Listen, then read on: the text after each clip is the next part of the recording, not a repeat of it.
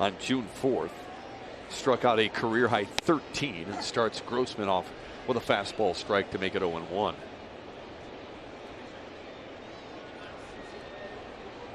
Would you Robbie Grossman back in the lineup, isn't it? It really is. I talked to him today.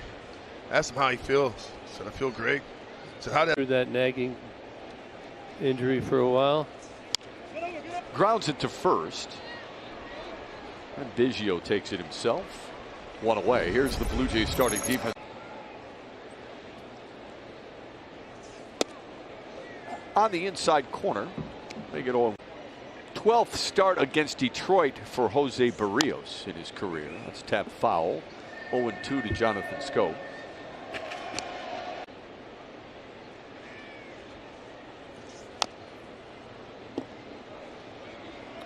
It's the middle of your infield. You want to try and get him clicking.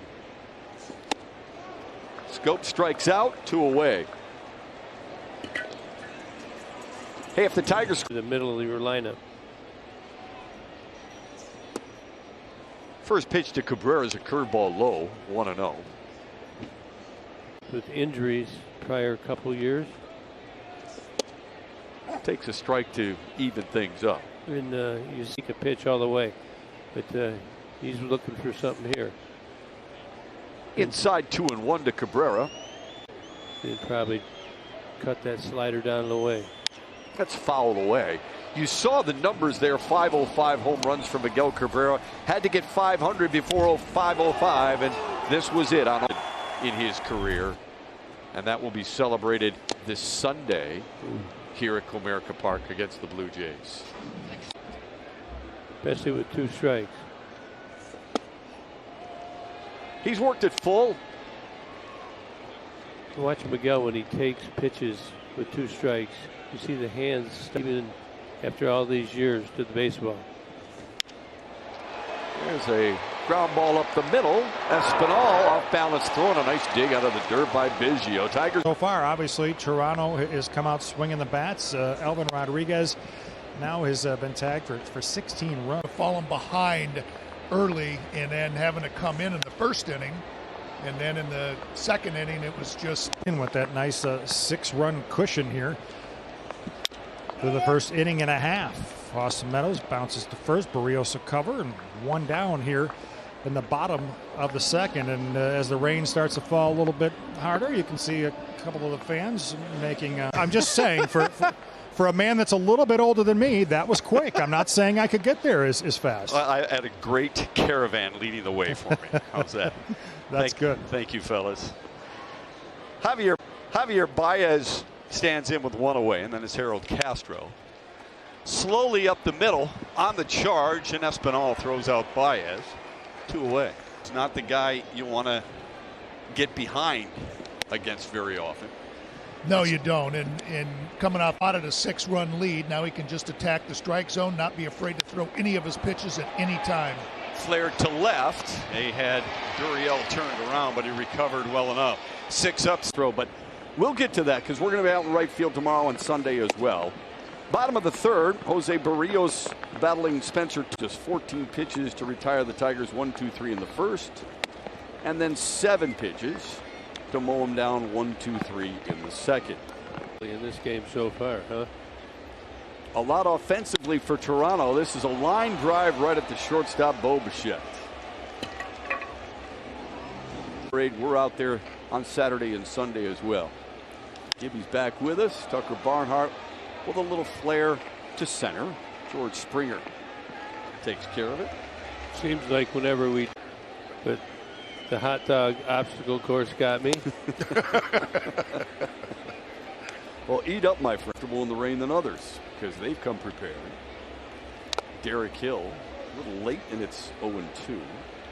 That's why he misses right field more than anything else. Sparky, we used to have to hide it from in the clubhouse. We had no food. We had to sneak it. And Gibby, are you telling me that you would eat hot dogs during the game? Not during the game. After the coffee, we were pretty much locked in to wait for after the game. We needed some good cold cuts at that time. I'm not sure the dietitian would approve. Out after the way this game started, Matt Shepard, Kirk Gibson, and Craig Monroe made their ways back out to right field, guys. All right, thanks very much, fellas. We appreciate it. And of course, as we mentioned, Mickey, Craig Monroe will be here shortly with me in right field. And Berríos finishes off Derek Hill. 8th all-time in hits, 27th all-time in homers, 19th all-time in RBIs. Let's see if he can add to it here tonight. The Tigers 4th. Detroit looking for their first base runner of the night.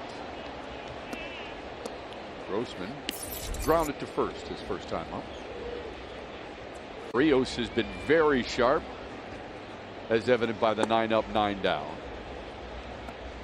1-2. He is pitching ahead in the count too, and that's another reason why he's having some success. There's a line drive to center, but Springer is there. That was well struck, but one away.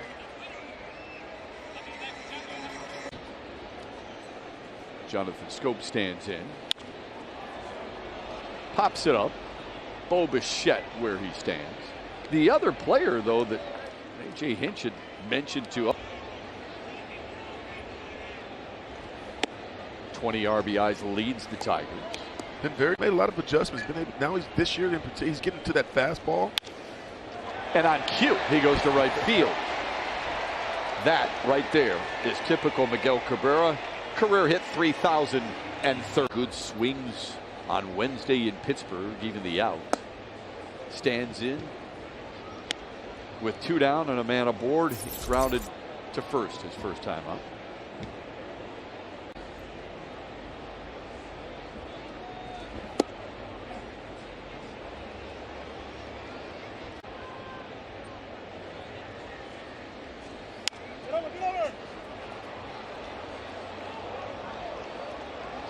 They're going to call that a fair ball.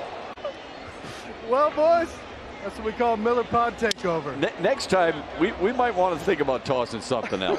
Castro and Spencer Torkelson, and we welcome in a friend of ours and a very good friend and a teammate of Craig Monroe's, Nate Roberts. Everything good? Can you? Okay, now we're good. Yep.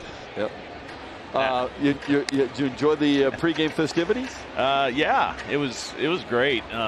Anytime Alex Wood, seeing Austin Jackson, Rajay Davis. Are you amongst the fans still giving out prizes? Where's my security guy? Security! Let me see. Where's my gift? I got one more. Yeah. We're spreading the love from the right field corner right now. There's a base hit from Harold Castro into the right field corner. Castro will chug for second. He's got himself a 1-out double. That is the first extra base hit for the Tigers here. A lot of stuff around my hometown and coming out and being with the guys again. So, you know, the great thing about you guys is how much I see hot dogs getting tossed in crazy fans' mouths. I got Gibby giving away like what could be. Yeah, it's hard not to have fun at the ballpark. You know that. It's great. Torkelson goes up the middle, but Espinal on the back end. What did you when you come back in an atmosphere like this? Enjoy, the moment. Well, here at Comerica, obviously my debut here. The one thing that that was. How about 6 shutout? It was it was a tone setter for the series for sure, obviously. But we didn't have a ton of superstars, right? We just had grinders, and that's what made that season so special. Well, look what I got for you. So I was pretty pumped up, yes. You were fired up. I like the emotion there. Yeah. It was, it was the playoffs. It was our first time there. And every single day, we would lock him in and then lock him down. Speaking of getting locked up, Tucker Barnhart on this with you guys. You guys did touch on something I think a lot of Tigers fans feel the same way. And look, you're very open about it with House of We definitely should have won the series. And the pitchers will tell you they've done PFP. I mean, so many times. And still, we didn't get the big hits when we needed. And it eats at us all. When we get together, Shep, that's what we talk about. We're like, man, we let that get away. Here's what I always go back to. It's not an excuse. It's more of an explanation. You guys had a long layoff. How much do you think that affected you? I know it sounds like an excuse, and we don't make excuses in this game. But I think we all come to realize that baseball is played. Do it. Has to be done with the bases clear. Robbie Grossman stands in. First game back for Grossman since May 29th, but on that May 29th day, he batted just once against 10-day IL, had the rehab down in Toledo, and now he's back in the Tigers lineup and at the top of the order. You and I both talked to him. Yeah, glad to have him back. Again, he sets the tone at the top of that lineup. There's a base hit. You want to pull around, you want to have 4 outfielders, this is what I'm going to do to you. I'm going to get a 1-out single here in the 6th. Actually, the way, so every at-bat has to be important. It's like as if it was your last at-bat, and that's going to allow you to build for tomorrow. That might carry over into tomorrow afternoon. Yeah, because it just honestly be very easy to just fold up the tip, you know, and just kind of though that these are the tough times, the tough days when you're not, you know, when the Toronto Blue Jays come in and they're put up a 10 spot and you look up that board and it's 10-0, you're thinking, man, it's a long way to come back and highly unlikely, but without I mean, definitely. There's too many guys struggling offensively to say, you know what, I'm done. 1, 2.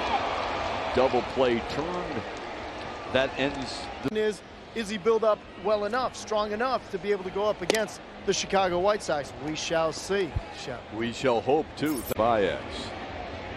Well, that whole pitching thing is going to depend on how they get through these series before he has to throw. But you don't have to be there until June 19th.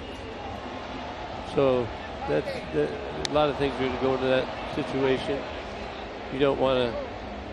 You're not going to be able to go all the talent for the Tigers into the future. Miguel Cabrera has one of the 3. Ground ball to third. Routine from Matt Chapman, and there's one away. Grounded out a couple of times.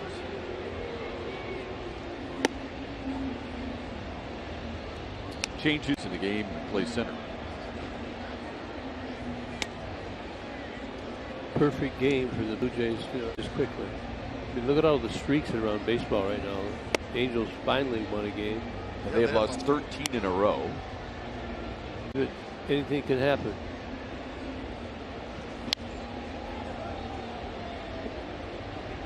Manager, and finally they break through. That happened quick. Losing their manager, that was. Were you a little surprised? Must have been brewing. Nothing leaked out prior, but it happened. Added just because he was the owner's choice. Yeah. Ground ball, just second, and Berríos retires his brother-in-law Javier. Gets shut out a lot when they get down, and boy, I just wish you get something out of this game tonight. Reload for tomorrow. Well, Berríos has not thrown more than 14 pitches in any inning. That's how dialed in he has been. You saw the pitch count there in your lower left-hand corner. Now, box, and the pitcher has all of his pitches working, and he can locate them to both sides of the plate, and you can see it. I would spread out a little bit and go into full emergency from pitch 1. Yeah, you might. A lot of times with my swing more direct to the baseball benefited me. Yeah, I agree. I mean, you want to get Barnhart to follow. You get a hit, you hit a ground ball, you got to make sure that you give a decent. Torkelson is lined out and grounded out. And a base hit to right. Kind of a special night for Spencer Torkelson. Think back 2 years ago when the Tigers down in the zone. And how did you learn to lay off that one or foul it off so you could get the ball down in your power zone better? I was really just trying to let it get a little deeper. I was a very aggressive hitter. He's got a better eye than I have. Torkelson is a lot different. He's very patient. He knows exactly what pitch he's looking for, the pitches that he can drive. And when he gets them, I mean, he's put some good swings on. I reminded myself of a conversation that I had with him in spring training. And he said since he was a kid, his dad made it very clear to him in order to be a good hitter early on. And he was kind of jamming himself, not being able to get to that ball. But now I'm noticing that he's starting to catch that ball a little bit more out in front. It's tailing as well as firmness. But I think that's a tough pitch, Gibby, for all hitters in today's game. I feel like because guys are swinging uphill, they're having a difficult time. So I was always thinking down and through. down and through the baseball. So that pitch up a little bit, I thought I could get to it. Yeah, I was more right chest high. Back front foot's down. I thought they were about right at my ear, and it was almost like it had my bat at like a 90-degree angle, so I could just, just go right to the baseball and try to stay through it. I think that's one of the things that's worked, how he got prepared for a game. And it was amazing to me that the base hit to right from Derek Hill. Torkelson will hold it third. Tigers have the bases loaded here in the eighth. So where was... It was amazing to me. He had me spread out so far. I did. He did. He had me spread out. And we were just talking about my hands being up, right? Gibby's like, drop the hand and be short into the baseball. I said, I'm trying. I'm working on it. And I continue to strike out. That's all. That hurts right there. Oh, man. That really... Take him all the dirt. Ooh, got a piece. You get loose, huh, Simo? Right out of the gate. Waste no time. Torque up high, 1-2. Now, here it was. Fouled away. 2 swings and off the bench. In the dirt, 2-2 now to Willie Castro. I was asking Willie Castro today in the club. I'm glad you guys can notice it. You can see the difference. I said, absolutely. And you look more comfortable now in the batter's box. A.J. Hinch has said the same thing. It's like second base, good footwork, and threw an absolute missile to second base. In the air, deep right field. No. Back goes Hernandez, and he's got it in the alley. It's a long sacrifice fly. Torkelson scores. The Tigers will not be shut out tonight. And they made the catch. Here's Cody Clemens, still in search of his first major league hit.